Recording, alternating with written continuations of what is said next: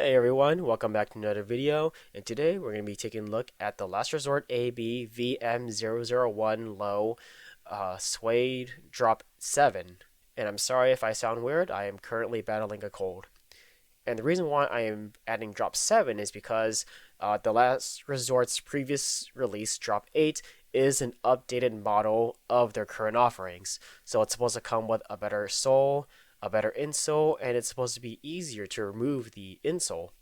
That being said, Drop 1 through 7 shoes, those are still very easy to find, especially if you look on the secondhand market, and you can find them pretty easily on sale. And I'm sure you're going to want to see some skating, so let's get that out of the way first. I'll admit I haven't been recording too much, just been kind of burnt out on it, so it's not going to be the very best up. It's really mostly transition skating, but anyways, let's have a look.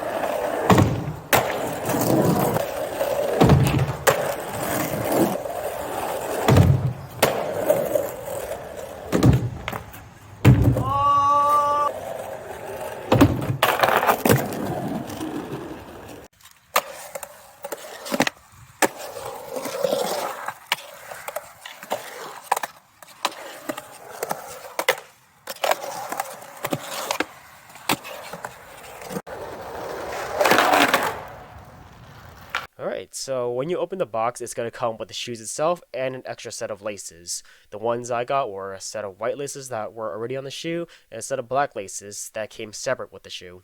Now, personally, for the look of these shoes, I love them. They're boring, they're good looking, there's not so much branding on it, it's not like super techy or anything, it's just a plain basic shoe, and honestly, I really like it about that. Now, for me, these felt a half size too big, so it's very similar to Converse sizing last I checked, to where you need to size down half a size, so let's say you're a size 9, going down to size 8.5 would probably be the more optimal fit. I would highly recommend going to a shop that has these and trying them on for yourself to see which fits your needs, because I hear that some people like going true to size or half down a size. For me, I went down half a size. Now, to me personally, the insole actually felt really good. To me personally, though.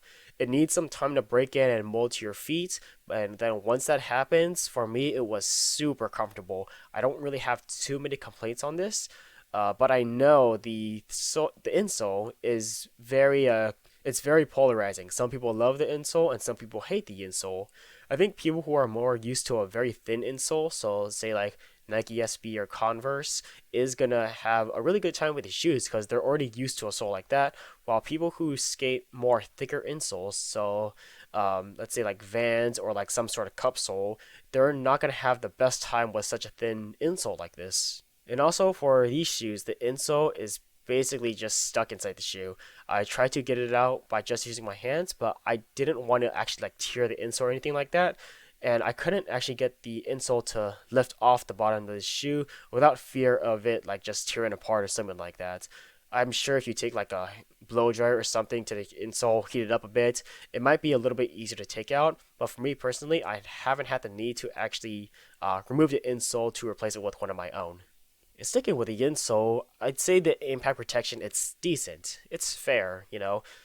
It's a thin insole, so it's not gonna take super large impacts without it hurting. But for like the smaller stuff, gets the job done. I found that like running down transition, like coming out from like a backside or something, it worked. It did the job. But whenever I landed primo on my board, that I could super feel, and that really hurts. So I find that if you're really looking for like impact protection, or you're skating like stairs and gaps, and you really need that extra padding, these might not cut it out for you. You're gonna either need to find a different shoe or replace the insole with something thicker. But since the sole is so thin, that means the board feel it's just excellent. I could just feel where my foot was on my board at all times. Like I knew every single spot, could just feel it. Again, it's not too much to say about that. The board feel is just amazing, and I think anyone looking for that sort of shoe is gonna have a great time with these. So the suede, it's durable, It's something you expect out of a skate shoe made out of suede. Durable. I haven't had any holes in it or any like major like damage to it. It's basically just like sturdy from skating. So yeah, not too much to say about that. The suede works. It's durable, and you won't be poking holes through it anytime soon. As for the shape of his shoe, it's a very, very slim shoe. The toe box doesn't stick out too much. The falcon shape doesn't stick out too much. It's very low profile and slim. And the toe box very much reminds me of a Converse One Star. If you've ever seen that shoe before, ever had it, you're going to feel very, very similar to it. The flick of the shoe, it was alright. For me personally, I didn't like it too much, but that's mainly because I'm not used to such a slim toe box like that. I'm much more used to a wide toe box, like a Vans toe box or a Nike Dunk toe box.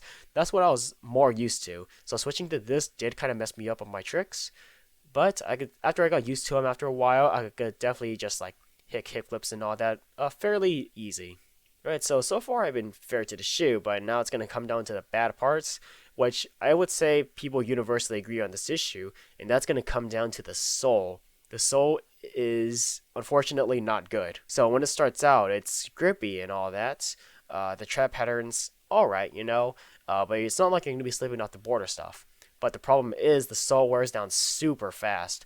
Right now on my shoes, the sole where your big toe is and you do all your sketchy movements on the board, that's pretty much bald and it's almost wearing through the actual rubber to the inside of the shoe. And that's only after a month of skating.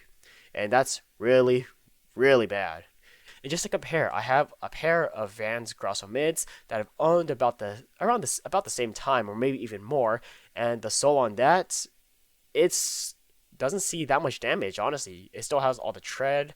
It looks really fair, and it doesn't look that bad until you get like a close look of it. And I'm not slipping off my board. Now with the bald spot like this, I found that like on half the things I was doing, my feet would just slip off the board, and this was with fresh grippy grip tape. I'm using Mob and Jessup Ultra, two of the most grippiest grip tapes on the market. And I understand why they made the sole like this. It's a very niche problem, and I would say this is a solution looking for a problem, because they made this insole with the fact they didn't want like gravel or rocks to be stuck inside the soles of the shoe to scratch up the grip tape or something. But really, how many people have this problem? I understand that like, and maybe Sweden's different than the US where it's supposed to be a lot more gravelly, but I've been to like gravelly places before like that, and I've never had the problem to where like rocks will get stuck to my shoe and like scratch on my grip tape and all that. It really feels like a very specific problem, only specific to very few people. And again, it's like a solution looking for a problem to solve.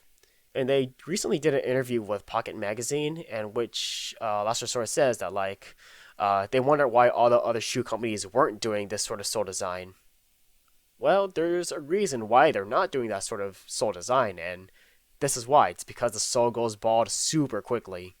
The shoe is also kind of falling apart right now, for me at least.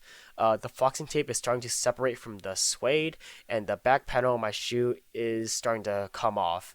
And that's not really great. I believe that just means like whatever material, like bonding agent they use, like glue or something like that, is starting to like wear down very, very fast. And again, this is only after a month of skating and just wearing it to like work and on a daily basis or whatnot.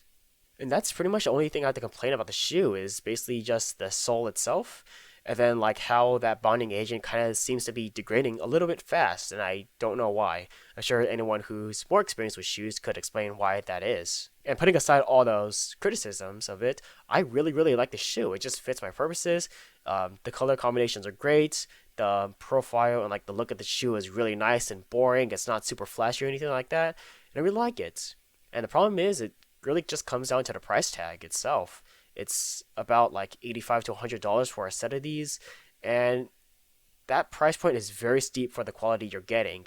And really, again, it comes down to that sole. Because with the insole, it's like, yeah, whatever, you can replace it with another insole, but for the sole itself, that's not something you can really replace, honestly. So I'd say the shoes are worth it if you can get them on sale or through secondhand for a fair price. I would say for the quality of something like this, like $50, $60 would be decent. And I understand that they're a smaller shoe company, but really that sole needs a lot of work. And just to compare, Vans Authentics or Vans Eras, they're like $65 to $70 or so. Uh, Similar silhouettes, similar look, plain boring shoe, but the quality of the sole and stuff is a much better. You get a thicker insole, and it's a much lower price. Or if you can go something that's a lot more padded, like a half cab, which is like $75 to $80. Again, much lower price, a lot more material, better construction, better materials, and it's just really hard to compete with something like that. So I'd say again, work on the sell, and then try to get the price to a little bit lower. So it's a lot more um, compatible with people who are looking for a shoe like this, but don't want to spend so much for the quality they're getting. And I would say anyone that's coming from like Nike SB or Converse, so like your Blazers, Chuck Taylors, any thin vulcanized shoes like that, is going to find Last Resort very similar and even enjoyable. Um, that's what the shoe really reminds me of. It's basically like Nike and Converse, but without all that corporate branding or imagery or whatever you want to call it. But again, just to reiterate, this is drop 7. This is not their latest drops, which is going to be drop 8. And I believe starting from drop 10, they're actually coming out with a new insole that's going to come standard with all the models. So this foam insole with the leather heel is going to be phased away eventually. And I don't know the quality of the drop 8 because I don't have a pair. I don't know if I'm going to get them or just get a set of Vans or something. But we'll see. I really hope that these guys improve on the product and all that because again, I really really like the shoe. It's just the price and the sole, and then just that whatever is gluing the foxing tape to the upper or whatever, draining a little bit fast is just something I'm not sure if I want to spend again. But again, look at other videos reviewing this thing.